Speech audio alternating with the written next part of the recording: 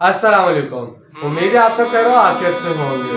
آپ سب کو میری طرف سے جمعہ مبارک اور رمضان کریم کا یہ مبارک مہینہ بھی مبارک ہو. تو آئیے آج کی آیتیں شروع کرتے ہیں. بسم اللہ الرحمن الرحیم. یومئذ یود الذین کفروا وعاصوا الرسول لو تسوی بهم الارض ولا یکتمون اللہ حدیثا. شروع اللہ کے نام سے جو بڑا مہربان نہایت رحم کرنے والا ہے. اس دن تمنا کریں گے وہ لوگ جنہوں نے کفر کیا تھا اور رسول کی نافرما برداری کی تھی کہ کاش ان کے سمیت زمین برابر کر دی جائے اور وہ اللہ سے کوئی بات بھی چھپا نہیں سکیں گے، یعنی کسی طرح زمین پھٹ جائے اور ہم اس میں دفن ہو جائیں.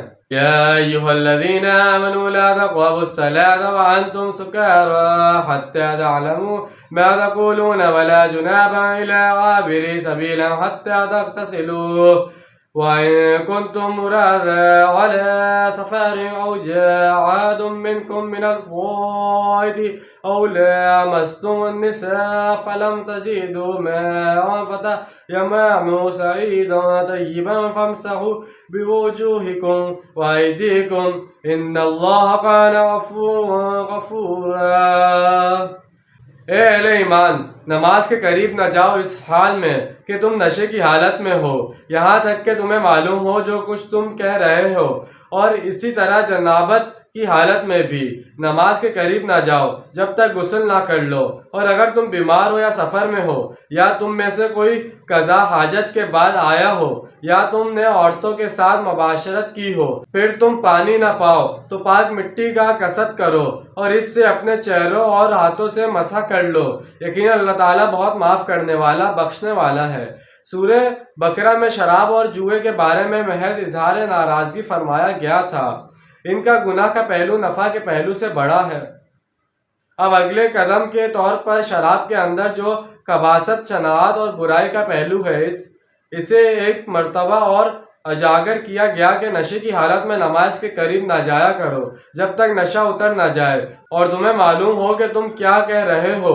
اس وقت تک نماز نہ پڑھا کرو چونکہ شراب کی حرمت کا حکم ابھی نہیں آیا تھا. لہٰذا بعض اوقات لوگ نشے کی حالت میں نماز پڑھنے کھڑے ہو جاتے اور کچھ کا کچھ پڑھ جاتے. ایسے واقعات بھی بیان ہوئے ہیں کہ کسی نے نشے میں نماز پڑھائی اور لا اعبدو ما تعبدون کے بجائے اعبدو ما تعبدون پڑھ دیا. اس پر خاص طور پر یہ آیت نازل ہوئی.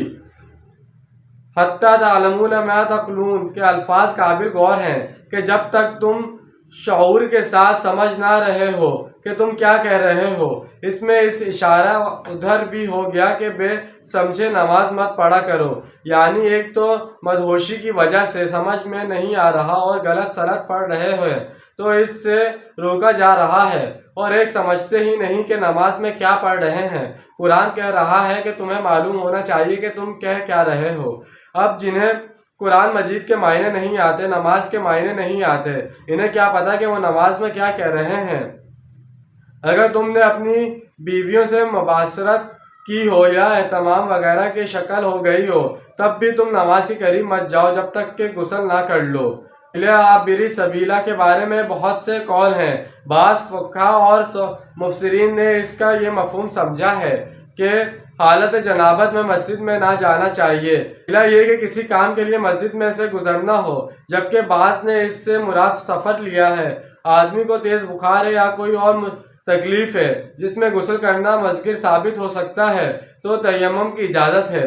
اسی طرح کوئی شخص سفر میں ہے اور اسے پانی دستیاب نہیں ہے تو وہ تیمم کر لے، یعنی وہ تمام صورتیں جن میں غسل یا وضو واجب ہے ان میں اگر بیماری غسل سے مانع ہو، حالت سفر میں نہانا ممکن نہ ہو، قضائے حاجت یا عورتوں سے مباشرت کے بعد پانی دستیاب نہ ہو تو پاک مٹی سے تیمم کر لیا جائے. حضرت عائشہ رضی اللہ عنہ سے لیلۃ القدر کی جو دعا مروی ہے اسی میں یہی الفاظ آیا ہے: اے اللہ تو معاف فرمانے والا ہے، معافی کو پسند کرتا ہے، بس تو مجھے معاف فرما دے.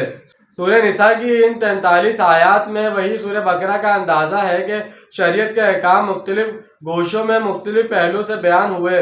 عبادات کے ضمن میں تیمم کا ذکر آ گیا، وراثت کا قانون پوری تفصیل سے بیان ہو گیا، اور معاشرے میں جنسی بے راہ روی کے روک تھام کے لیے احکام آ گئے تاکہ ایک پاکیزہ اور صالح معاشرہ وجود میں آئے جہاں ایک مستحکم خاندانی نظام ہو۔ اب یہاں ایک مختصر سا خطاب اہل کتاب کے بارے میں آ رہا ہے۔ تو جیسے کہ آج ہم نے 2 آیتوں کا ترجمہ اور تفصیل بیان کی ہے، امید ہے آپ کو سمجھ آیا ہوگا، پسند آیا ہوگا۔ ملتے ہیں اگلی ویڈیو میں، اپنا ڈھیر سارا خیال رکھیے گا اور روزوں میں ہم سب کو اپنی دعاؤں میں شامل کیجیے گا۔ جب تک کے لیے اللہ حافظ، فی امان اللہ۔